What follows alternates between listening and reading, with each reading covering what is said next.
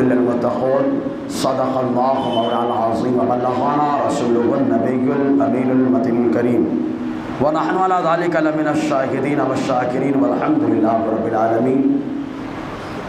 محب ذی قدر حضرت علامہ حافظ قاری محمد تجمل حسین رضوی صاحب، عوام اہل سنت، السلام علیکم ورحمۃ اللہ وبرکاتہ۔ یہ اللہ تعالیٰ کا بے پناہ فضل و احسان ہے کہ اس نے ہم کو دو مجددوں کا ذکر سنانے اور سننے کا موقع عطا فرمایا، ورنہ تو آدمی آج کے دور میں کہاں کس کا کوئی ذکر کرتا ہے۔ آج ہر آدمی خالی اپنی خوبی بیان کرتا ہے، یہی دور چل رہا ہے۔ کاروبار کا معاملہ ہو، دین کا معاملہ ہو، جو بھی معاملہ ہو، آدمی ہوٹل میں بیٹھتا ہے تو خالی اپنی تعریف بڑائی۔ لیکن اللہ تعالیٰ کا کرم ہے اس نے کہ خانقاہ نقشبندیہ برکتیہ مسجد کے اندر اللہ تعالیٰ نے ہم کو دو نقشبندی مجدد بزرگوں کا ذکر سننے اور سنانے کا موقع عطا فرمایا ہے نا؟ یہ اللہ تعالیٰ کا خاص احسان ہے۔ آئیے انہی بزرگوں کی بارگاہ میں خراج عقیدت پیش کرنے سے پہلے برکت کے لیے آقا نامدار، مدینے کے تاجدار، دونوں عالم کے مالک و مختار، جن کا یہ ہے فرمان کہ جو مجھ پر درود پڑھے گا اللہ اسے پلسرات پر روشنی عطا فرمائے گا۔ ایک روایت میں یہ آیا کہ حضور صلی اللہ علیہ وسلم نے فرمایا جو درود مجھ پہ پڑھے گا وہ جنت کے راستے میں خطا اور غلطی نہیں کرتا ہے۔ سبحان اللہ تو بولے یار، جنت کے راستے میں غلطی نہیں کرتا جو درود حضور پہ پڑھتا ہے۔ اسی لیے درود کا کمال ایسا کمال ہے کہ اللہ تبارک و تعالی نماز کے اندر اپنے ذکر کے ساتھ اپنے محبوب کا ذکر یوں کرواتا ہے کہ بندو کہو اللہم صلی علی محمد وعلی آل محمد۔ اللہ تعالیٰ یوں ذکر کرواتا ہے السلام علیکہ ایھا النبی ورحمۃ اللہ وبرکاتہ۔ تو اللہ تعالیٰ نماز میں اپنے ذکر کے ساتھ ساتھ اپنے محبوب کا بھی ذکر کروا رہا ہے، اور وہ بھی درود و سلام کے ذریعے سے۔ زور سے یار، یہ زور سے اس لیے بلوا رہا کہ ایک ماحول بن جائے یار، ذکر زبردست، تاکہ معلوم ہو جائے کہ الحمدللہ خانقاہ کی یہ مسجد روضہ محشر گواہی دے کہ یہ دیوانے بیٹھ کر کے مصطفیٰ اور غلامان مصطفیٰ کا ذکر کر رہے تھے۔ جی، تو اللہ تعالیٰ نے درود و سلام کے ذریعے سے نماز میں مصطفیٰ کا ذکر کروایا۔ سمجھنے والی بات ہے، اگر درود و سلام کی اہمیت نہ ہوتی تو کچھ اور ذریعے سے کرواتا، لیکن درود و سلام کی اہمیت بتانے کے لیے اللہ تعالیٰ نے نماز کے اندر اپنے محبوب کا ذکر کروایا تو درود و سلام کے ذریعے سے کروایا ہے۔ اس کی اہمیت کو سمجھانے کے لیے ہے درود و سلام۔ تو آئیے اکتساب برکت کے لیے آقا کی بارگاہ میں حدیث درود و سلام پیش کریں، پڑھیں بآواز بلند صلی اللہ علیہ وسلم۔ صلاۃ و سلام علیک یا سیدی یا رسول اللہ صلی اللہ تعالیٰ علیہ وسلم۔ معزز سامعین کرام، ہم جن دو بزرگوں کا ذکر کرنے کے لیے یہاں جمع ہوئے، حضور مجدد الف ثانی شاہ احمد فاروقی سرہندی نقشبندی رحمۃ اللہ علیہ، اور دوسرے بزرگ وہ تو ہمارے محسن اعظم۔ میں تو کہتا ہوں اس گھرانے کا اتنا بڑا احسان ہے کہ اگر یہ گھرانہ نہیں ہوتا تو معلوم نہیں پیدا ہوتے بھی کہ نہیں ہوتے۔ آپ کہیں گے کیسے؟ ہم کہیں گے ایسے کہ لگا تھا قانون، کٹواؤ، نس کٹواؤ، ختم کرواؤ، نسل بڑھانا نہیں۔ اور ان لوگوں نے فتویٰ بھی دیا تھا، بہت سارے لوگوں نے کہ ہاں کٹوا لو، نسبندی کروا لو، لٹکے رہ جاتے سب۔ یہ تو احمد رضا کے شہزادے کا کرم ہے کہ ہم پیدا ہو گئے۔ اگر سمجھ میں آئے تو بولنا، سمجھ میں آیا کہ اگر وہ نہیں بولتے کہ نسبندی حرام ہے تو نسبندی کروائے رہتے تو ہم لوگ کہاں ہوتے؟ سمجھ میں آیا نا؟ تو اس گھرانے کا احسان ہی اپنے اوپر ہے یار۔ تو الحمدللہ دونوں بزرگوں کا ذکر کرنے کے لیے ہم لوگ جمع ہوئے۔ ان دونوں بزرگوں کی خاصیتیں یہ ہیں کہ اللہ تبارک و تعالیٰ نے دونوں کو آقا علیہ السلام کے صحابی کی نسل میں پیدا فرمایا ہے۔ آپ کہیں گے مجدد الف ثانی تو سمجھ میں آتے ہیں، اعلیٰ حضرت کیسے؟ تو یہ خالی دعویٰ نہیں، الحمدللہ دلیل بھی ہے کہ جیسے مجدد الف ثانی حضرت عمر فاروق رضی اللہ تعالی عنہ کے نسل سے اس لیے فاروقی کہلاتے ہیں، اس لیے فاروقی کہلاتے ہیں۔ کہا اعلیٰ حضرت یہ کیسے صحابی کے بیٹے ہوئے؟ تو کہا اعلیٰ حضرت کا نسب نامہ دیکھنا، افغانستان ایک افغانی قبیلہ ہے، اس کا نام ہے بڑھچ یا بڑھیچ۔ کچھ لوگوں نے بڑھچ پڑھا، کچھ لوگوں نے بڑھیچ پڑھا۔ تو یہ کون ہے بڑھیچ؟ کہا بڑھیچ آقا علیہ السلام کے ایک صحابی ہیں، ان کا نام ہے قیس عبد الرشید۔ زور سے یار، قیس عبد الرشید، ان کے پر پوتے جن کا نام تھا شرف الدین، وہ افغانستان میں آ کے آباد ہوئے۔ ان کے 5 بیٹے، ان 5 بیٹوں میں سے جو چوتھے بیٹے ہیں ان کا نام بڑھیچ ہے، اور اسی بڑھیچ نسل سے اللہ تبارک و تعالیٰ نے امام احمد رضا خان کو پیدا فرمایا ہے۔ سمجھے نا؟ اس لیے دونوں مجدد ہمارے دونوں صحابی کے شہزادے ہیں۔ اگر سمجھ میں آئے تو بولنا یار ہے، منہ پہ تالا نہیں لگایا جاتا۔ اللہ نے زبان دی ہے گالی دینے کے لیے نہیں، مصطفیٰ جان رحمت اور مصطفیٰ کے غلاموں کی تعریف کرنے کے لیے ہے، اپنی تسبیح بولنے کے لیے، ان کی تعریف پہ مچل جانے کے لیے۔ ایک بار بولے نا یار۔ تو دونوں آقا علیہ السلام کے صحابی کے شہزادے ہیں دونوں۔ ایک حضرت عمر فاروق رضی اللہ تعالی عنہ کے شہزادے ہیں، اور دوسرے حضرت قیس عبد الرشید رضی اللہ تعالی عنہ جو صحابی رسول ہیں ان کی نسل سے ہیں۔ اگر سمجھ میں آئے گی نہیں؟ اعلیٰ علیہ رحمت الرضوان۔ تو دونوں مجدد بھی ہیں۔ اب مجدد کون ہوتا ہے؟ پہلے تو اس اعتبار سے سمجھے کہ آقا علیہ السلام کی شریعت میں اب کوئی نیا نبی آنے والا نہیں ہے۔ حضور صلی اللہ علیہ وسلم آخری نبی بن کر کے آئے، اور آخری نبی بن کر کے آئے، اس کا اعلان سب سے پہلے ہندوستان ہی میں ہوا ہے۔ آخری نبی، ہمارے نبی آخری نبی ہے، اس کا اعلان سب سے پہلے ہندوستان میں ہوا کہ حضور آخری نبی ہیں۔ آپ کہیں گے یہ کیسے؟ تو ہم کہیں گے ایسے کہ تاریخ ابن عساکر کی حدیث ہے، الخصائص الکبریٰ کی حدیث پاک، جس کے راوی حضرت عبداللہ ابن عباس رضی اللہ تعالیٰ عنہما ہیں۔ یہ بیان فرماتے آدم علیہ السلام کو جب زمین پر اتارا گیا تو اس وقت اکھنڈ بھارت، غیر تقسیم شدہ بھارت، سرندیپ کی پہاڑی پر اترے، وحشات، سکون نہیں ملا، چین نہیں ملا، کیونکہ جنت کے اندر اللہ تبارک و تعالیٰ کا ذکر ہو رہا تھا، فرشتے ذکر کر رہے تھے، لذت مل رہی تھی، مزہ آ رہا تھا۔ اب یہاں آئے تو وحشت محسوس ہوئی، کیونکہ ذکر نہیں ہے، اللہ تعالیٰ کی تسبیح نہیں ہے۔ تو اللہ تعالیٰ نے بلبل سدرہ جبرائیل کو اتار کر کہا کہ یہاں اذان کے کلمات کہے جائیں، اذان کے کلمات آپ نے سنا یہاں پہ۔ تو حضرت جبرائیل نے کیا کہا؟ اللہ اکبر اللہ اکبر اللہ اکبر اللہ اکبر، اشہد ان لا الہ الا اللہ اشہد ان لا الہ الا اللہ۔ پھر کہا اشہد ان محمد رسول اللہ، اشہد ان محمد رسول اللہ۔ بس اتنا ہی کہا، وحشت دور ہو گئی۔ فوراً حضرت آدم نے سوال کر دیا، ماں محمد، یہ محمد کون ہے؟ یہ محمد کون ہے جن کا ذکر ہو رہا ہے؟ تو جبرائیل کیا کہتے ہیں؟ ھذا آخر ولدک من الانبیاء، آپ کی نسل سے جو نبی آئیں گے ان نبیوں میں جو آخری نبی ہونے کا تاج پہن کر کے آئے گا، اسی تاجدار کو مصطفیٰ جان رحمت کہا جاتا ہے۔ تو سب سے پہلے آقا علیہ السلام کے آخری نبی ہونے کا اعلان ہندوستان میں ہو رہا ہے۔ اسی لیے پہرا کہیں دیا جائے یا نہ دیا جائے، ہندوستان والے برابر پہرا دے رہے ہیں، سمجھے کہ نہیں؟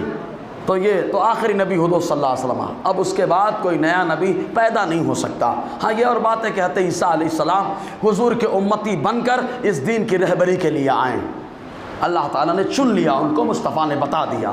لیکن کہا دین میں کوئی گرد و غبار تو آنا ہی ہے۔ جیسے کمرہ اگر پڑا ہے یا کوئی سامان رکھا ہے، سامان رکھ دیا جائے، کچھ دنوں تک اس کو نہ دیکھا جائے تو دھول آ جاتی ہے، تو اس کو کلیئر کرنا چاہیے، صاف کرنا چاہیے۔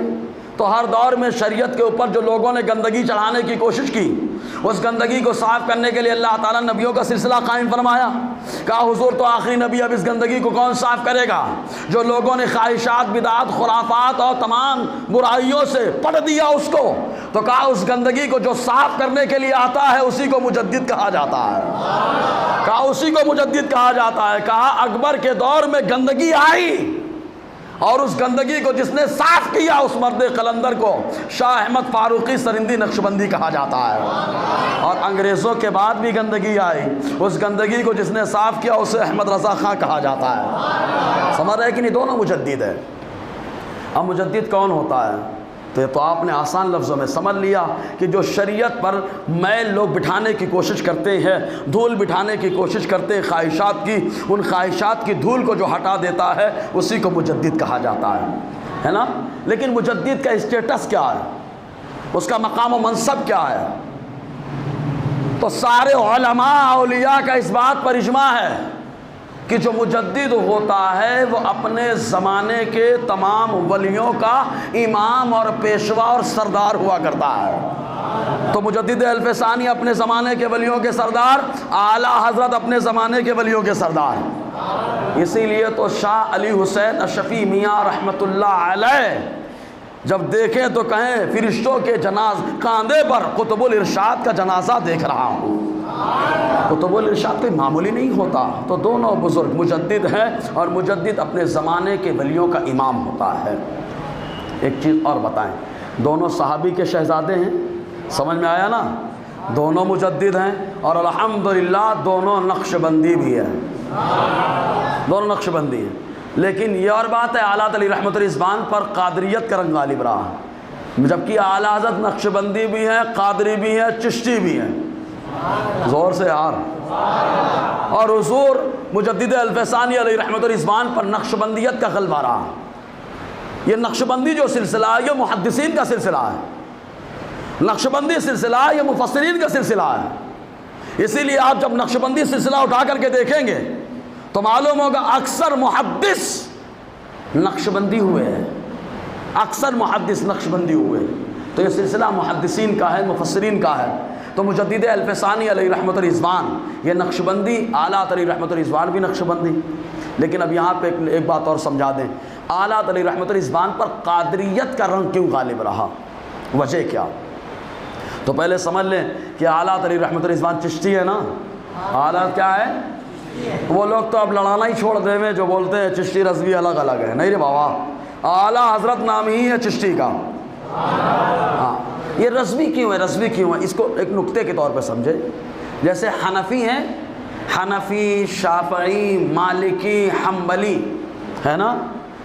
کہا حنفی ہیں ہم، اچھا امام اعظم کا ماننے والا کس چیز میں؟ کہا ان کے مسلک کو جو مانے وہ حنفی ہے۔ کہا شافعی، کہا جو ان کے مسلک کو مانے۔ کہا مالکی، جو ان کے مسلک کو مانے۔ جو حنبلی، ان کے مسلک کو مانے۔ جو ماتریدی، کہا امام ابو منصور ماتریدی کے مسلک پہ چلے۔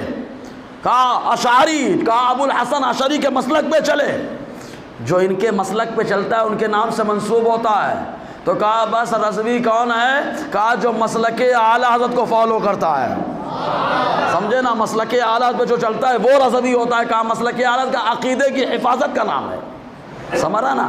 ورنہ اعلیٰ تو چشتی ہیں، اعلیٰ حضرت قادری ہیں، اعلیٰ حضرت نقشبندی ہیں۔ کہا چشتی کیسے؟ اس کو سمجھیں پہلے آپ۔ دیکھو کچوچا بھی چشتی گھرانہ ہے۔ اب مطالعہ کریے، میں کہتا ہوں مطالعہ کریے، سن کے مت چلیے۔ آدمی کے جھوٹے ہونے کے لیے اتنا کافی ہے کہ وہ ہر سنی ہوئی بات کو بیان کرے۔ سنی باتوں پہ مت جائیے، پڑھی باتوں پہ جائیے۔ کتاب ایک بولے گی، دماغ ہزار بولیں گے، کیونکہ ہر آدمی اپنے آپ کو عقل مند سمجھتا ہے۔ شیخ سعدی نے فرمایا ہے، سمجھ رہے نا؟ تو کچوچا بھی چشتی، کہا ماریرا، کہا وہ بھی چشتی، کہا حالت کو خلافت، کہا ماریرا۔ کچھ سمجھ میں آیا؟ کہا قادری رنگ کیوں غالب رہا؟ کہا حالت میں قادری رنگ کیوں غالب رہا؟ محدث اعظم کے چوچوبی سے پوچھو، کلیئر ہو جائے گا۔ خطبہ صدارت کے اندر فرماتے ہیں، ہمارا قلم ہے، آپ کا قلم نکالیے اور ہاتھ پہ لکھیے۔ قلم اپنے اختیار سے کچھ لکھتا ہے کیا؟ قلم منطق کی زبان میں متحرک بالارادہ نہیں، وہ جامد محض ہے، انسان متحرک بالارادہ ہے۔ تو کہا قلم کا اپنا اختیار نہیں ہوتا، قلم صاحب قلم کے ہاتھ سے چلا کرتا ہے، صحیح ہے نا؟ تو محدث اعظم کے چوچوی خطبہ صدارت میں فرماتے ہیں کہ اعلیٰ حضرت نام ہے حضور غوث پاک کے قلم کا، مطلب امام احمد رضا خان اپنی طرف سے کچھ نہیں لکھتے، وہی لکھتے ہیں جو حضور غوث پاک کا خاص فرمان ہوا کرتا ہے، سمجھ رہے نا؟ تو حضور محدث اعظم کے چھاچھوی نے لکھا ہے، اس لیے قادری رنگ غالب رہا کیونکہ قلم قادری آقا کے ہیں، سمجھے نا؟ تو دونوں نقشبندی ہیں، دونوں صحابی کے شہزادے، دونوں مجدد۔ اور اس کے ساتھ ساتھ ایک بات اور بتا دیں، دونوں کے اندر ایک خاص بات یہ ہے کہ دونوں کے چھوٹے شہزادے، دونوں نے کمال کیا۔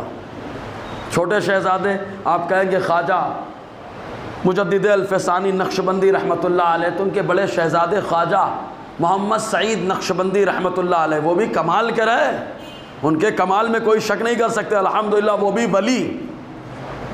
لیکن چھوٹے شہزادے خواجہ معصوم نقشبندی رحمۃ اللہ علیہ نے جو کارنامہ انجام دیا، آپ اندازہ لگائیں، اکبری نظریات کو ختم کرنے کے لیے حضرت اورنگزیب نے جو پاور کا اختیار کیا، تو کہا اورنگزیب کو بنایا سوارا کس نے ہے؟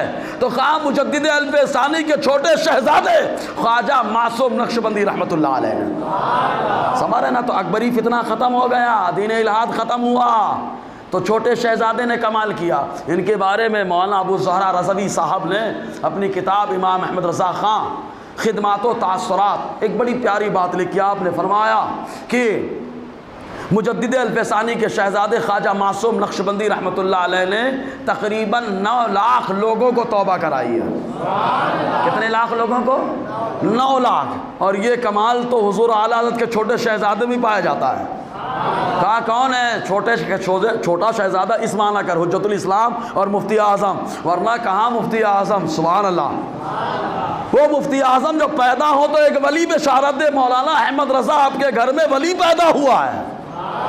اچھا یہیں پہ ایک بات آئی ہے، علی حسین اشرفی میاں سے ایک بار ملاقات ہوئی، اعلیٰ حضرت کی ملاقات ہوئی، ابھی حضور مفتی اعظم پیدا نہیں ہوئے۔ علی حسین اشرفی میاں رحمۃ اللہ علیہ کے ایک شہزادے کا نام ہے مصطفیٰ اشرف، ان کی بھی ولادت نہیں ہوئی ہے، نہ مصطفیٰ اشرف کی ولادت ہوئی ہے رحمۃ اللہ علیہ، اور نہ حضور مصطفیٰ رضا خان حضور مفتی اعظم کی ولادت ہوئی ہے۔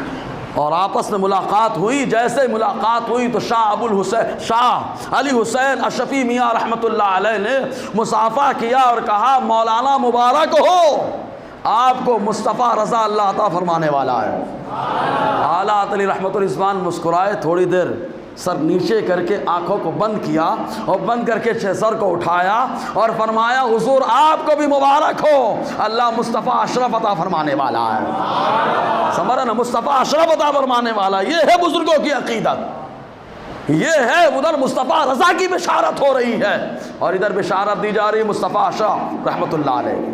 سمجھا نا؟ یہ آپس میں ایک بار ایسی بات آئی تو ایک بات اور سن لیں، حضور علی حسین اشرفی میاں رحمۃ اللہ علیہ اگر بریلی سے گزرتے تھے، بریلی سے گزرتے اسٹیشن سے ٹرین پہ، تو آپ کا طریقہ کیا ہوتا تھا؟ آپ ٹرین پہ ہی ہاتھ باندھ کر کے کھڑے ہو جاتے تھے، ہاتھ باندھ کر کیا ہو جاتے؟ کھڑے ہو جاتے۔ تو ایک بار ایسا اتفاق ہوا، علی حسین اشرفی میاں رحمۃ اللہ علیہ ٹرین سے جا رہے تھے، بریلی شریف کے اسٹیشن پہ ہاتھ باندھ کر کے کھڑے ہو گئے۔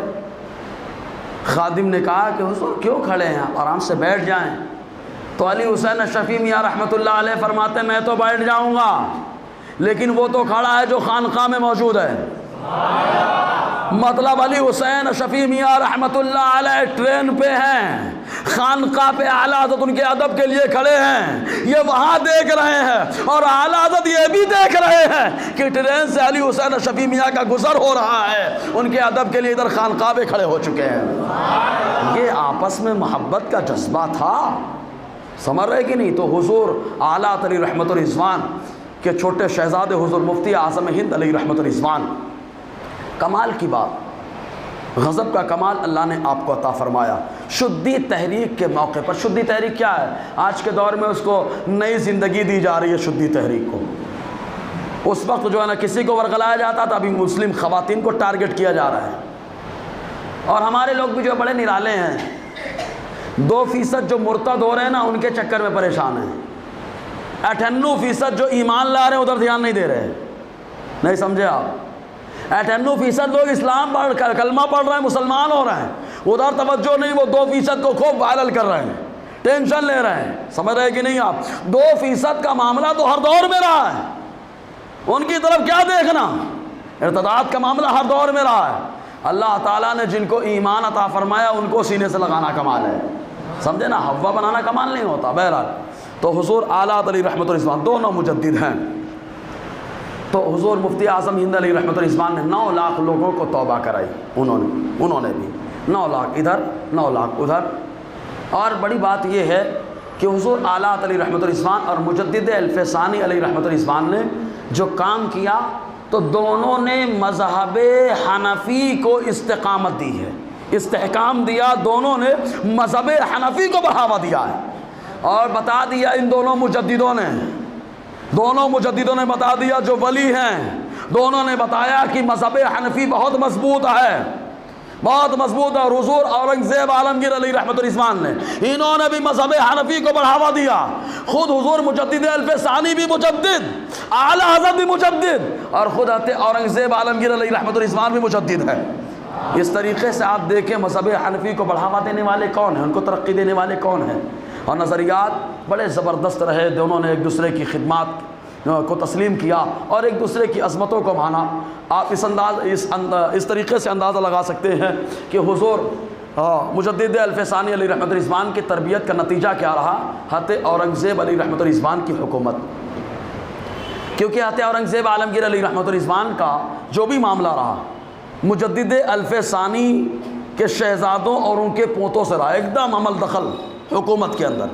جو بھی فیصلہ لیا جاتا وہ فیصلہ خواجہ معصوم نقشبندی پیر و مرشد سے پوچھ کر کے، خواجہ محمد سعید نقشبندی سے مشورہ کر کے، خواجہ لطف اللہ نقشبندی سے مشورہ کر کے کیا جاتا. حضرت اورنگزیب عالمگیر علیہ رحمۃ الرضوان تو حکومت کو اس انداز میں سنوارا. اور ادھر جب معاملہ آیا امام احمد رضا کا تو انہوں نے حکومت کو ہلایا بھی انگریزوں کو، اور ہلا کر کے اپنے شہزادے کی یہ تربیت فرمائی کہ حکومت کے کارندے کے فیصلے کے خلاف کھڑا کر دیا. اس انداز میں آپ دیکھیں مماثلت ہر جگہ پائی جا رہی ہے. اور علم کے اعتبار سے دیکھیں تو دونوں تو غضب کا علم.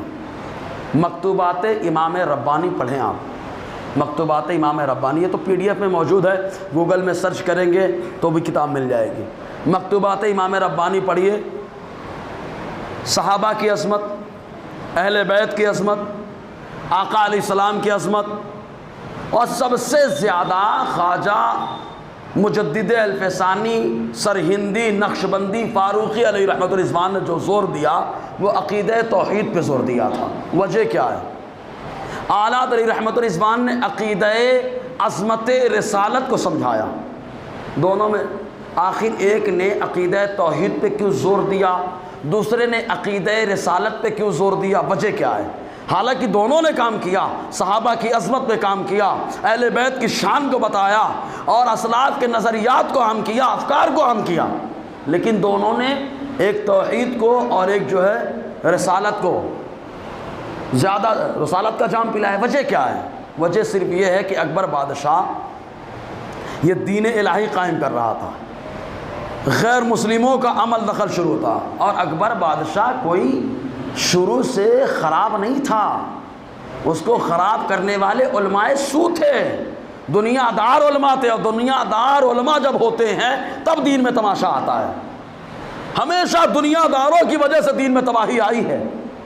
اسی لیے کہتے ہیں کہ اگر کشتی پانی میں چلے تو کشتی محفوظ رہتی ہے، لیکن اگر پانی کشتی میں چلنے لگے تو کشتی ڈوب جاتی ہے. اسی لیے عالم اگر دنیا میں جیے تو اس کا جینا مخلوق کے لیے رحمت ہے، لیکن عالم کے اندر اگر دنیا جینے لگی تو اب وہ عالم بھی تباہ ہوگا اور اس دنیا کے اس ماحول کو بھی تباہ کر دے گا. تو یہی ہوا اکبر کے دور میں. پڑھیں کہ کئی کتابیں ہیں، آپ نکال کر کے دیکھیں. اکبر پہلے بڑا دیندار تھا، نمازوں کا پابند، تراویح کا پابند، تلاوت قرآن کا پابند تھا. اس کے اندر بس خالی ایک معاملہ تھا، وہ معاملہ یہ تھا کہ وہ علماء کا مذاکرہ کرواتا تھا. مذاکرہ آپس میں تبادلہ خیال، مباحثہ کرتے تو ہر اپنا اپنا موقف قائم کرتے، ہمارا یہ ہے، دلیلیں پیش کرتے. جس کی زیادہ مضبوط دلیل ہوتی تو اکبر اسے انعام دیا کرتا تھا۔ اب یہ انعام دماغ پہ چڑھ گیا، جب انعام دماغ پہ چڑھا دنیا دار علماء کے، تب ان لوگوں نے شرارت کرنا شروع کر دی، زبردستی اس کو لعن طعن کرنا شروع کر دیا۔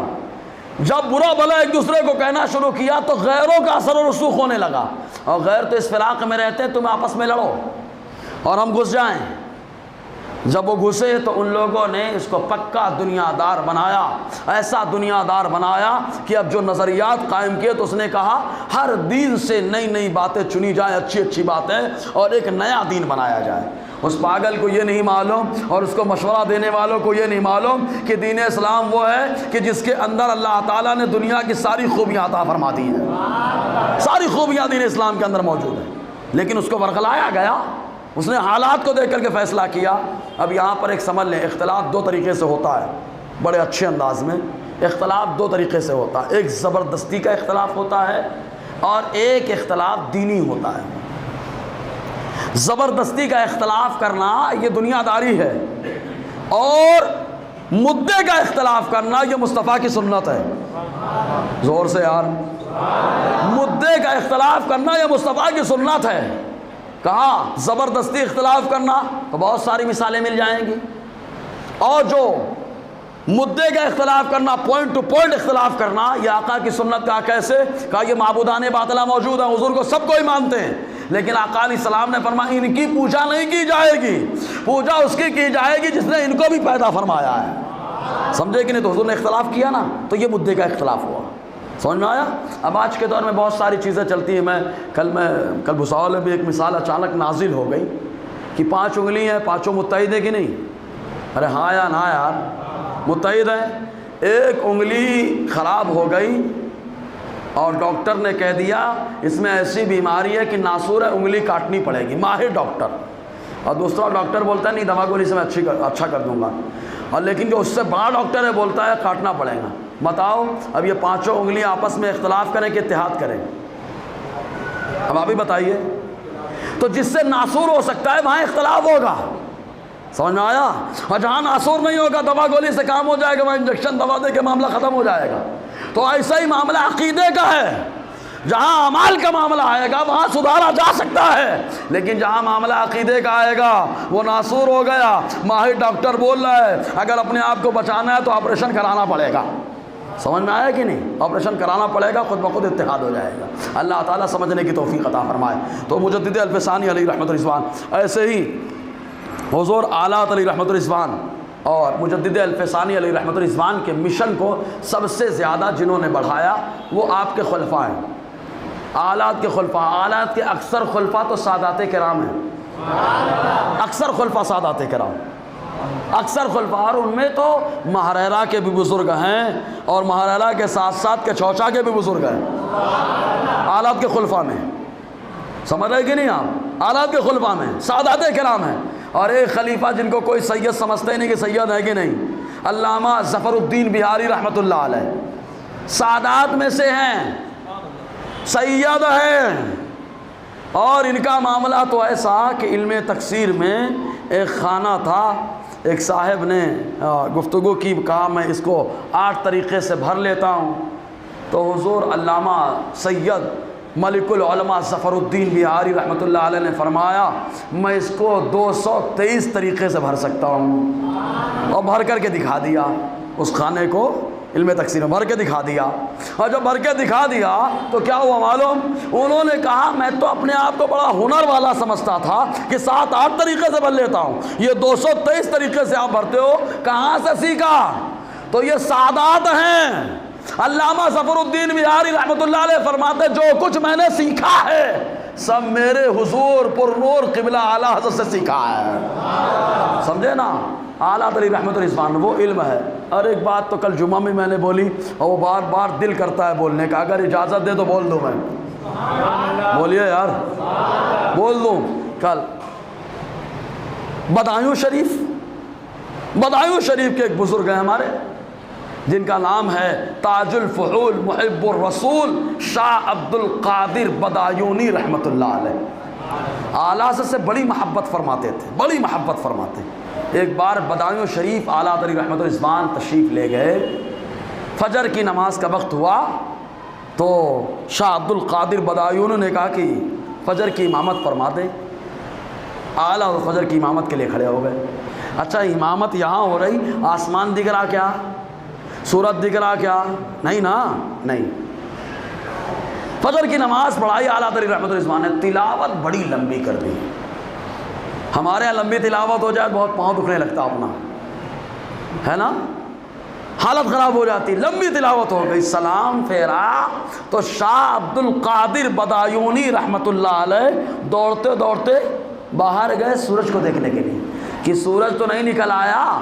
دیکھا تو سورج نہیں نکلا تھا. واپس آئے، بیٹھنے لگے. اعلیٰ تو ان کو دیکھ کے مسکرا رہے ہیں اور مسکراتے ہوئے ارشاد فرمایا ابھی 3 منٹ 48 سیکنڈ سورج نکلنے کو باقی ہے. 3 منٹ 48 سیکنڈ ابھی سورج نکلنے کو باقی ہے.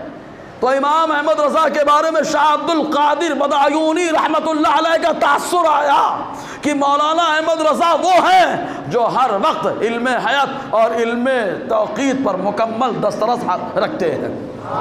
میں تو اب میرا جو نقطہ ہے وہ میرا بھی نقطہ ایڈ کر لیں حقیر کا، چونکہ امام احمد رضا کے صدقے ہم کو ملتا ہے. ہم جس کا کھاتے ہیں اس کا گاتے ہیں، سمجھے نا. تو امام احمد رضا کے صدقے ملتا ہے، ان کا گاتے ہیں. امام احمد رضا نے کیا کہا ابھی 3 منٹ 48 سیکنڈ باقی ہے سورج نکلنے پہ. تو امام احمد رضا نے آقا علیہ السلام کے علم غیب پر پہرا دیا تو اللہ تبارک و تعالیٰ نے احمد رضا کو بھی علم غیب عطا فرما دیا.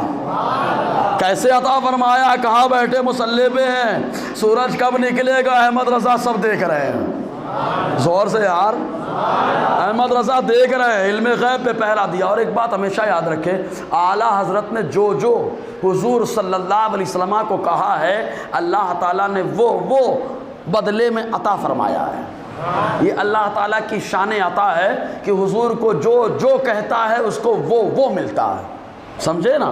ابو لہب نے کہا ہاتھ تباہ ہو جائے تو اللہ فرماتا ہے تبت یدا ابی لہب، دونوں ہاتھ کے مردود کے تباہ ہو جائیں. اس نے ہاتھ کا تباہ ہو جائیں تو دونوں ہاتھ تباہ. سمجھ رہے کہ نہیں. ابو بکر نے کہا حضور سچے ہیں، بہت سچے ہیں، جو بولتے وہ ہوتا ہے، تو اللہ تعالیٰ نے صدیق کا لقب عطا فرما دیا. سمجھ رہے کہ نہیں آپ. جس نے حضور کو جو کہا اللہ نے وہ دیا. ابو جہل نے جہالت کا اظہار کر کے آقا کے علم پہ اعتراض کیا تو ابو جہل کہا گیا. سمجھ رہے کہ نہیں. مولا علی نے حضور کے علم کو بڑھایا بتایا تو باب العلم قرار پائے. عثمان غنی نے سخاوت کا پرچم بلند کیا تو مصطفیٰ کی سخاوت کو مانا تو سخی بنے. تو جس نے جو کہا. اچھا آپ ہی درود پڑھ لو، ایک بار درود پڑھ لیجئے. چلیے درود پڑھ لیجئے. صلی اللہ علیہ وسلم صلاۃ و سلام علیک یا سیدی یا رسول اللہ صلی اللہ علیہ وسلم. درود پڑھے آپ. ایک بار درود پڑھو تو اللہ تعالیٰ کتنے بار پڑھتا ہے؟ 10 بار. زور سے بولو نا یار. ایک بار پڑھو تو کتنے بار؟ ایک بار پڑھو تو کتنے بار؟ ایک بار پڑھو تو کتنے بار؟ مطلب درود ہم پڑھے تو 10 بار ہم کو درود ملے. مان جو پیش کرتا ہے وہ پاتا ہے. تو احمد رضا نے علم غیب پر دلائل کے انبار عطا کر دیے تو اللہ تعالیٰ نے علم غیب عطا فرما دیا. اور دیکھو اعلیٰ حضرت نے حضور صلی اللہ علیہ وسلم کو نور مانا ہے اور نور ہونے کا اعلان. یہ عقیدہ جنتی عقیدہ ہے، جہنمی نہیں ہے، جنتی عقیدہ ہے. آپ کہیں گے مولانا کیسے؟ تو ہم کہیں گے مولانا زبانی نہیں بولتے، جو بولتے ہیں دلیل سے بولتے ہیں. یہ تاریخ ابن عساکر کی حدیث ہے. آئیے گریبان پکڑیے، میں یہی کھول کے رکھ دوں گا کتاب. راوی انس بن مالک رضی اللہ تعالیٰ عنہ یہ فرماتے ہیں کہ حضور صلی اللہ علیہ وسلم نے فرمایا میں جنت میں گیا. کہاں گیا؟ اب خاموش رہتے مزہ نہیں آتا یار. کہاں؟ جنت میں گیا. کہاں؟ اچھا جنت دکھی ہے کہ چھپی ہے؟ تم غیب کے بارے میں ٹینشن لے رہے ہو، میرا نبی غیب میں جا رہا ہے. جنت کا معنی ہے چھپی چیز. اور جنت کہاں ہے کوئی کیا جانے. یہ تو ایک شخص تھا بادشاہ روم کا جس کا نام تھا ہرقل. آپ لوگ بور تو نہیں ہو رہے نا؟ اگر بور ہو رہے ہیں تو ایک بار سبحان اللہ بول کے بوریت کو بھگا دے گے یار. یہ ایک بار اور بولیے، ایک بار اور بولیے. اتنا اتنے بار بولیے کہ 25 اور 28 کا عدد آ جائے یار. ہاں گنتے بھی رہیے. 25 حضور اعلیٰ حضرت کا عدد ہے اور 28 حضور مجدد الفسانی کا عدد ہے نا. ہم لوگ تو 25 اور 28 والے ہیں اور 28 میں بڑی برکت ہے. بس ایک قدم بڑھاؤ مخدوم والے بن جاؤ. سمجھے کہ نہیں؟ 25 سے چلے 28 میں آئے اور 28 سے ایک قدم خالی آگے بڑھے تو کچوچا کا فیضان مل ہی جائے گا. سمجھے کہ نہیں؟ ہم لوگ تو خالی عدد والے ہیں. ٹھیک ہے جی. تو ہرقل بادشاہ جو تھا اس نے حضور کی بارگاہ میں ایک سوال بھیجا تھا. ایک صحابی تھے تنوخی قبیلے سے ان کا تعلق تھا. تو وہ آئے, انہوں نے حضور سے سوال کیا کہ یہ ہرقل بولتا ہے کہ جنت کہاں ہے, جنت کہاں ہے؟ کیونکہ جنت کی جو چوڑائی بتائی گئی ہے وہ زمین و آسمان کے برابر بتائی گئی ہے. کس کے برابر؟ ارضها السماوات والارض, قرآن میں ہے. زمین و آسمان کے برابر اس کی چوڑائی ہے. جب چوڑائی کا یہ عالم ہے تو لمبائی کا عالم کیا ہوگا؟ تو یا تو زمین و آسمان ہے یا تو جنت ہے. کہاں ہے جنت؟ اور ہمارا عقیدہ جنت پیدا ہو چکی ہے. حضور نے بھی یہ عقیدہ بتایا تبھی تو سوال ہوا. تو میرے نبی کو اللہ تعالیٰ نے حکیم مطلق بنایا ہے. حضور کا جواب بڑا حکیمانہ ہوتا ہے. حضور نے فرمایا یہ بتاؤ جب رات آتی ہے تو دن کہاں جاتا ہے اور جب دن آتا ہے تو رات کہاں جاتی ہے؟ مطلب لمبائی چوڑائی برابر ہے. جب دن آتا ہے تو اللہ تعالیٰ رات کو چھپا دیتا ہے اور جب رات آتی ہے تو اللہ تعالیٰ دن کو چھپا دیتا ہے. بس اسی انداز میں اللہ تعالیٰ نے دنیا کا نظام بنایا, جنت کو بھی بنایا. جب تک دنیا ظاہر ہے جنت چھپی ہے. جس دن دنیا ختم ہوگی اس دن جنت ظاہر ہو جائے گی. سمجھے کہ نا؟ تو جنت کو چھپا دیا اللہ تعالیٰ نے, اور جب چھپا دیا تو میرا نبی اسی چھپی چیز میں جا رہا ہے. اسی چھپی چیز میں جا رہا ہے. سمجھ میں آیا نا؟ کس میں جا رہا ہے؟ چھپی چیز میں جا رہا ہے. جانے کے بعد آقا علیہ السلام گئے اور اس کے بعد آئے, صحابہ کو بتایا میں جنت میں گیا, میں نے جنت میں ایک درخت دیکھا, اس درخت کے پتوں پہ لکھا تھا کیا؟ سمجھ میں آئے تو ایسا سبحان اللہ بولنا کہ اسلام پورے میں معلوم پڑے برکتیہ مسجد میں برکتی برکت ہے یار. نقش بندی فیضان بھی یہاں پہ, مولانا برکت علی کی برکت بھی یہاں پہ ہے. سمجھے کہ نہیں؟ آقا علیہ السلام نے کیا فرمایا؟ میں نے دیکھا جنت کے اس درخت کے ہر پتے پہ لکھا ہے کیا؟ لا الہ الا اللہ محمد الرسول اللہ ابو بکر الصدیق عمر الفاروق و عثمان ذو النورین. کیا مطلب؟ اللہ تعالیٰ لائق عبادت ہے, کوئی اور نہیں ہے. مصطفیٰ جان رحمت اللہ کے پیغمبر ابو بکر ہی صدیق ہے, معرفہ اور معافہ حسر. ابو بکر صدیق, عمر ہی فاروق ہے. اس کے بعد کیا ہے؟ وہ عثمان ذو النورین, عثمان دو نور والے ہیں. یہ دو نور کون ہیں؟ کہا ایک مصطفیٰ کی شہزادی رقیہ اور دوسرا نور مصطفیٰ کی شہزادی ام کلثوم ہے. سمجھ آیا؟ آقا علیہ السلام نے کیا بتا دیا؟ یہ بتا دیا کہ میری بیٹی تو نور ہے. جب بیٹی نور ہو سکتی ہیں تو والد. اسی لیے اب تضمین کے ساتھ, میرے تضمین کے ساتھ آلات کا شعر سنیں. میرا ہی تضمین ہے. کبھی کبھی شاعری کا رنگ بھی ہم لوگ کے اوپر چڑھتا بھی ہے, کبھی کبھی چڑھتا ہے گھرانے خوب لیکن سب سے بالا نور کا.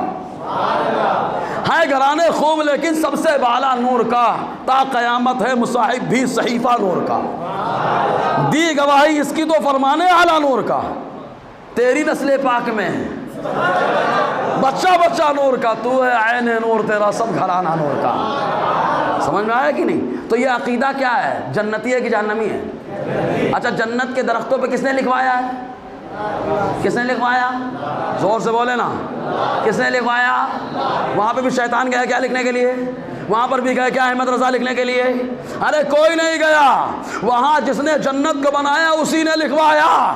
کہا پھر کس نے بتایا؟ کہا جس نے جنت کو دیکھا سیر کر کے آیا وہی مصطفیٰ بتا رہا ہے. ہاں, اور اسی مصطفیٰ کی زبان بھی اہمیت اتنی ہے کہ ہمارا ایمان اسی پہ آ گیا, اسی پہ آ گیا. اسی لیے اعلیٰ علی رحمت الرحمان فرماتے ہیں وہ زبان جس کو سب ان کی کنجی کہے, ان کی نافذ حکومت پہ لاکھوں سلام. سمجھ رہے کہ نہیں؟ تو اعلیٰ علی رحمت الرحمان کی بڑی شان ہے. یہ عقیدہ کیا ہے؟ نور کا. تو حضور کو نور مانا کہ نہیں مانا؟ مانا.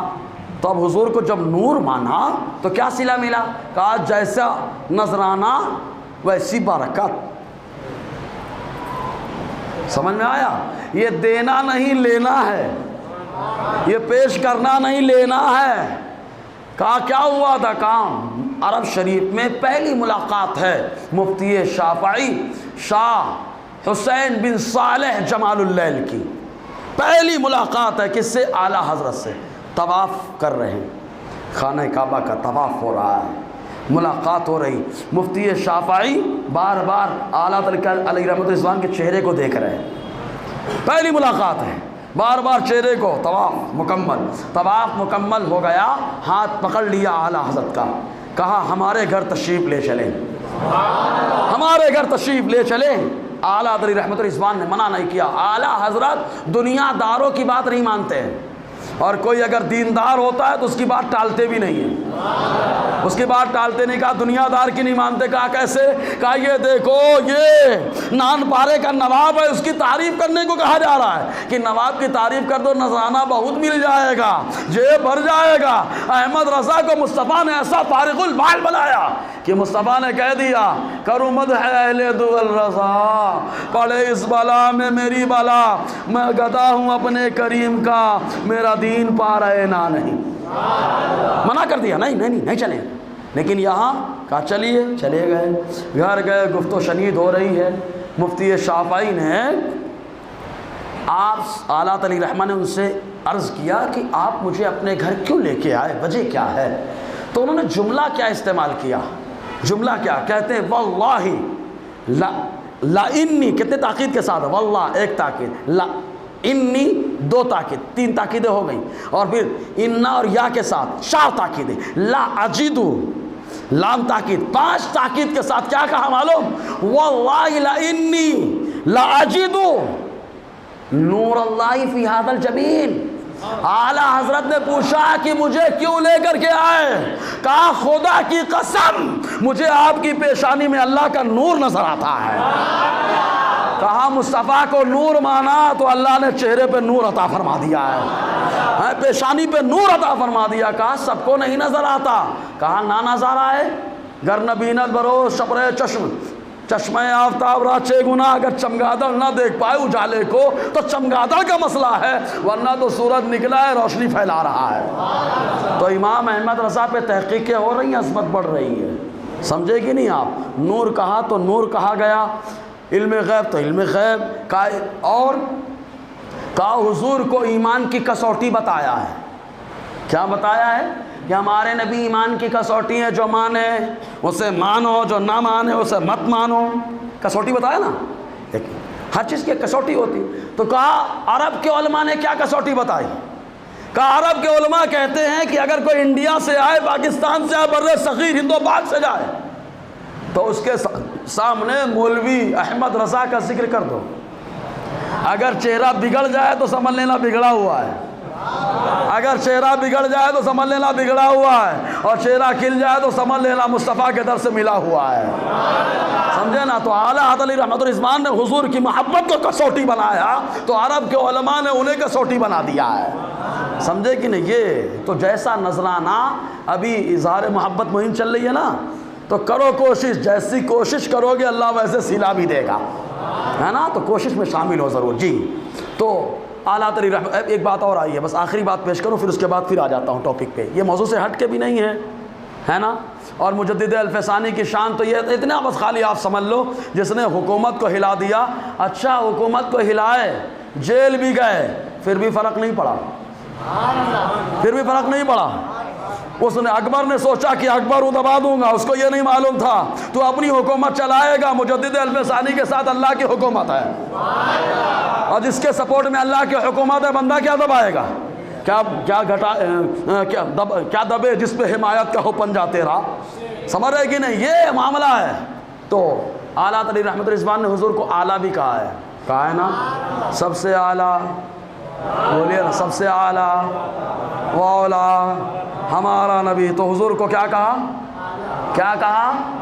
زور سے بولیے نا، اعلیٰ کہا۔ تو وارث پاک نے کہا مولانا احمد رضا آپ نے اعلیٰ کہہ دیا ہے، اب سارے حضرتوں میں اللہ کی طرف سے میں آپ کو اعلیٰ حضرت کا تمغہ دے رہا ہوں، ہے نا؟ تو جو نذرانہ حضور کو پیش کیا اللہ تعالیٰ نے وہی صلے میں عطا فرما دیا، سمجھے نا؟ تو جیسی عقیدت ہے ویسے اللہ تعالیٰ کی طرف سے مرتبہ ہے، سمجھے کہ نہیں آپ؟ جی تو حضور اعلیٰ مجدد الفسانی. جی ایک چیز اور، ہمارے یہاں تو یکجہتی یکجہتی یکجہتی، مارا نہیں کتنا یکجہتی یکجہتی یکجہتی. اب آگے نہیں تبصرہ کروں گا میں، کیونکہ آپ لوگ مجھ سے زیادہ سمجھدار ہیں. میں تو ادنا سا طالب علم ہوں، ہاں علوم مصطفیٰ کا، سمجھ رہے ہیں نا، چھوٹا سا طالب علم ہوں بس. یکجہتی یکجہتی کے چکر میں پریشان ہے، سب کو ایک کر لو، سب کو ایک کر لو، ہاں کہیں اس کو بلاؤ کہیں اس کو بلاؤ. لیکن اعلیٰ نے کسی کو بلایا نہیں اور اللہ نے سب کو بھیجا ہے. ہاں گوگل میں سرچ کرنا امام احمد رضا مخالفین کے نظر میں. کیا سرچ کرنا؟ امام احمد رضا کس کے نظر میں؟ مخالفین میں. تب آپ کو معلوم ہوگا کہاں کے عالم آلات کے بارے میں کیا بولتے ہیں. سمجھ رہے ہیں نا؟ ہم کچھ نہیں بولیں گے، گوگل خود بولے گا. ہاں اسی لیے کہتے ہیں گوگل اچھا ہونا چاہیے. گوگل اچھا ہوا تو گوگل بھی اچھا ہے، سمجھے نا. گوگل اچھا ہے، محبت کا ہے، ساری دنیا محبت بھری نظر آتی ہے. تو یکجہتی یکجہتی. لیکن حضور مجدد الفسانی نے دو قومی نظریہ پیش کیا ہے. یک قومی نہیں کہ سب ملا کر کے ایک دم معجون مرکب کر دیا جائے، یہ بھی چلے گا وہ بھی چلے گا وہ چلے گا یوں چلے گا. سمجھ میں آئے گی نہیں؟ ٹوپی یہ ٹوپی وہ ٹوپی، سب کو برابر. مجدد الفسانی نے کہا نہیں، آقا علیہ السلام نے ہم کو کیا ذہن دیا؟ دو قومی نظریے کا. ایک نظریہ کس کا؟ ابو جہل کا ہے. دوسرا نظریہ ابو بکر کا ہے. ایک نظریہ ابو لہب کا ہے. دوسرا نظریہ عمر فاروق کا ہے. ایک نظریہ امیہ ابن خلف کا ہے. ایک نظریہ حضرت عثمان غنی کا ہے. سمجھے نا؟ تو آقا علیہ السلام نے دو قومی نظریہ دیا ہے. اسی دو قومی نظریے کو جو آگے بڑھانے والے ہیں وہ مجدد الفسانی، اور انہی کے سنت میں چلتے ہوئے اعلیٰ علی رحمت الرضوان نے بھی دو قومی نظریہ پیش فرمایا ہے. سمجھے نا؟ ورنہ تو ان لوگوں نے تو بہت سارے لوگ مسٹر کو، مسٹر سمجھ لینا مسٹر کس کو بول رہا ہوں میں، کسی مسٹر کو بلا کر کے ممبر سے بیان بھی کروائے ہیں. کسی مسٹر کو، اب وہ کون مسٹر تھے ہم کو زیادہ بتانے کی ضرورت نہیں ہے، کیونکہ ہماری قوم بڑی ہوشیار ہے، اشارے سب سے زیادہ سمجھتی ہے. کچھ سمجھے نہ سمجھے تو مسٹر کو بیان کر کے بولو اعلیٰ علی رحمت اللہ نا یہ حضور کا ممبر ہے، ہر غیرو بیٹھے گا اس ممبر پہ، وہی بیٹھے گا جو مصطفیٰ کا نائب ہوگا. سمجھے کہ نہیں؟ یہ اعلیٰ علی رحمت الرضوان کا نظریہ رہا. جی اور اس کے ساتھ ساتھ ایک مشابہت اور پائی جاتی، بڑی پیاری مشابہت ہے اور مماثلت ہے. وہ کیا ہے معلوم ہے؟ اعلیٰ علی رحمت الرضوان کا نام احمد ہے، احمد رضا ہے نا. کیا نام ہے؟ احمد رضا. اور مجدد الفسانی کا نام کیا ہے؟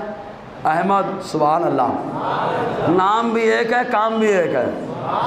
لیکن ایک نے عقیدہ توحید پر شب خون مارنے والوں کی مخالفت کی، شد و مت کے ساتھ مقابلہ کیا. اس نے یہ پرواہ نہیں کیا کون میرے سپورٹ میں آ رہا ہے، اکیلے کھڑے ہو گئے، اکیلے کھڑے ہو گئے مرد قلندر کی طرح. اور جب بندہ کھڑا ہوتا ہے تو اللہ تعالیٰ اس کی زبان میں، اس کے قلم میں، اس کے کردار میں طاقت اور قوت عطا فرما دیتا ہے.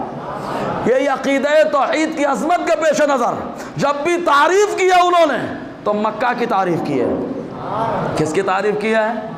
کیوں؟ اس لیے کہ اس وقت اللہ تعالیٰ کی وحدانیت پہ اٹیک ہو رہا تھا، عظمت خدا پر اٹیک ہو رہا تھا. تو حضور مجدد الفسانی نے اللہ تعالیٰ کی عظمت کو سمجھایا ہے، اللہ تعالیٰ کی وحدانیت کو سمجھایا ہے، اللہ تعالیٰ کی شان کو سمجھایا، اس کے صفات کو سمجھایا ہے. سمجھ رہے کہ نہیں؟ آپ پورا سمجھایا. لیکن کہا اعلیٰ علی رحمت الرضوان نے حضور کی رسالت اور عظمت پہ پہرا دیا. یہ کیوں؟ کہا اس لیے کہ اس زمانے میں مصطفیٰ جان رحمت کی عظمت اور آقا کی رسالت اور حضور کے ختم نبوت پہ حملہ ہو رہا تھا. تو اللہ تبارک و تعالیٰ نے عذر توحید کی حفاظت کے لیے سر ہند کی دھرتی پر مجدد الفسانی کو پیدا فرمایا، اور ادھر رسالت پر پہرا دینے کے لیے بریلی میں محمد رضا خان کو پیدا فرمایا. یہی وجہ کہ اعلیٰ حضرت جب بھی تعریف کرتے ہیں، جب بھی تعریف کرتے ہیں تو مدینے کی تعریف کرتے ہیں. زور سے بولو نا یار. اب مدینے کی محبت، اللہ اکبر، اتنی محبت، حج کرنے جائیں تو مدینے کا نام لیں، کعبے کا نام تک نہ لیا، کعبے کا نام تک نہ لیا، طیبہ ہی کہا. پوچھا کسی نے یہ کہ نزہت کدھر کی ہے؟ کہاں جا رہے مولانا احمد رضا؟ تو کہا طیبہ جا رہا ہوں. کہاں جا رہے؟ اور اعلیٰ علی رحمت الرضوان کے طیبہ جانے میں یہ خاص پوائنٹ رہا کہ اعلیٰ علی رحمت الرضوان جب پہنچے تو دوسری بار جب حج کرنے کے لیے تو وہاں تین باتیں بڑی اہم رہی ہیں. تین باتیں. پہلی بات یہ کہ علم غیب پر 5 سوال آپ سے کیے گئے. کتنے سوال؟ 5 سوال. آلات کو بخار خوب تھا، شدت بخار. اب بخار کی حالت ہم لوگ سمجھتے ہیں نا کیا پوزیشن ہوتی ہے. اچھا آپ لوگ بور تو نہیں ہو رہے ہیں بھائی؟ ہاں ورنہ 1 گھنٹے قریب ہونے والا ہے. اگر بور ہوں گے تو بیان ختم ہوگا، کیونکہ بیان سنانے کی چیز ہے، کھانے کی چیز نہیں ہے. مطلب نہیں سمجھے آپ؟ روٹی اٹھائیے، ابھی پلاؤ ملے گا نا آپ کو، ویج بریانی، اٹھا کے کان میں ڈالنا ہے ایسے. کہاں ڈالنا؟ کان میں ڈالنا. تو لوگ کیا بولیں گے، پاگل ہو گیا کہ منہ میں ڈالنے کی چیز ہے کان میں ڈالنا ہے. صحیح ہے نا؟ تو کھانا منہ میں ڈالا جاتا ہے، کان میں نہیں. تو کہا بیان منہ میں نہیں ڈالا جاتا، کان میں ڈالا جاتا ہے. سمجھے نا؟ تو اسی لیے صحیح موڈ فریش ہو تو سننے میں مزہ آتا ہے. ایک بار فریش کرنے کے لیے بول دیجئے یار. آپ سنتے رہیں گے، میں سناتا رہوں گا، مجھے کیا.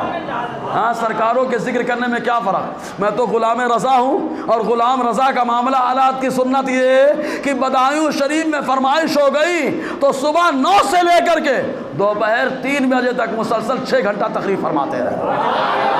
اور سورہ والضحیٰ کی تفسیر پہ سمجھ میں آیا نا؟ تو وہ اعلیٰ علی رحمۃ الرحمان کے ہم غلام ہیں. دلائل کے ساتھ گفتگو.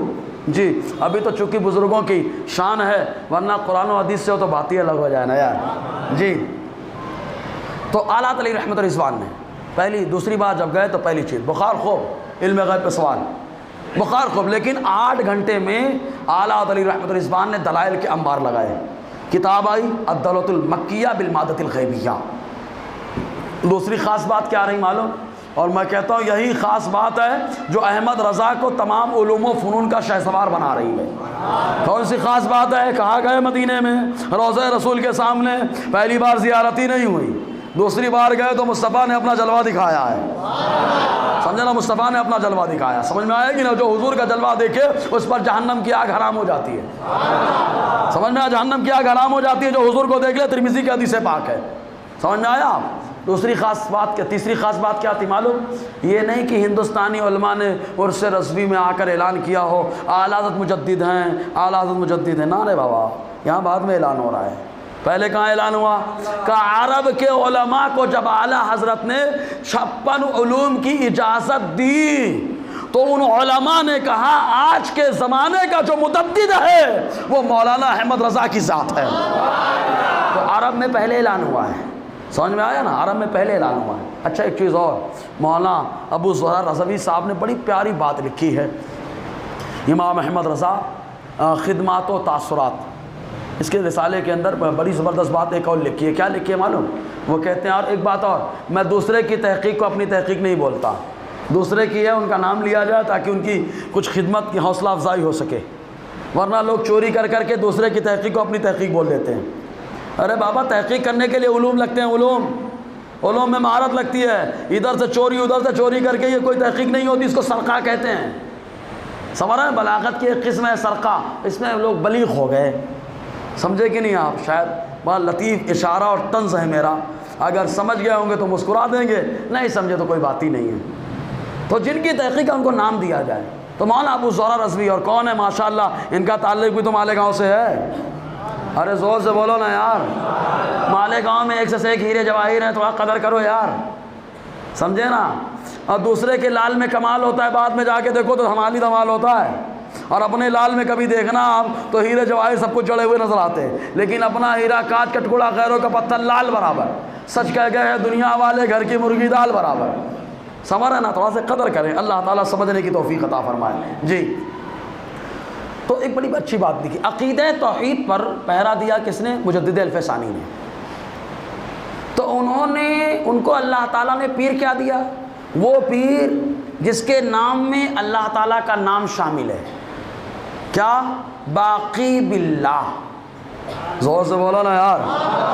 باقی باللہ، کیونکہ توحید پہ پہرا دیا ہے نا، اللہ تعالیٰ کی عظمت پہ پہرا دیا. تو پیر ملا وہ جس کے نام میں اللہ تعالیٰ کا نام شامل ہے، باقی باللہ. باقی باللہ. اور انہوں نے لقب اختیار کیا، جب بھی بات لکھتے تو آخر میں کیا لکھتے؟ عبد الرحمن باقی باللہ. وہ عبد الرحمن مجدد الفسانی اپنے کو لکھتے عبد الرحمن، کیونکہ عقیدہ توحید پہ پہرا دیا. پیر وہ ملا جو اللہ کے نام، جس کے نام کے ساتھ اللہ کا نام شامل. تو مجدد الفسان نے توحید پہ پہرا دیا. تو آج جب بھی اپنا نام لکھتے تو عبد الرحمن لکھتے. سمجھ رہے نا؟ عبد الرحمن احمد فاروقی. یہ سمجھ میں آیا نا؟ اب آلات کی بارگاہ میں آئیے، اعلیٰ حضرت نے حضور کی نبوت و رسالت اور عظمت پر پہرا دیا، تو پیر ایسا ملا کہ جس کے نام میں حضور کا نام شامل ہے، شاہ آل رسول احمدی، بولا نا یار، سمجھ میں آیا؟ کہا اچھا یہی وجہ ہے کہ ادھر عبد الرحمن لقب مجدد الفسانی اختیار کرتے ہیں، اعلیٰ حضرت کیا لکھ رہے ہیں؟ کہا عبد المصطفیٰ، یہ بتانے کے لیے کہ وہاں توحید کا پرچم بلند کرنا ضروری تھا تو عبد الرحمن لکھا گیا، یہاں رسالت کی شان بتانا ضروری تھا اس لیے عبد المصطفیٰ لکھا گیا۔ اب ایک سوال اور ضرور ہوتا ہے دماغ میں، بولے عبد کا معنی تو ہوتا ہے پجاری، تو عبد المصطفیٰ حضور کی پوجا کرنے والا، ٹھیک ہے، سوال کریے، سوال جب تک نہیں ہوگا تو جواب کہاں سے آئے گا؟ میں کہتا ہوں یار عربی میں مہارت حاصل کریے، حوا مت بنائیے۔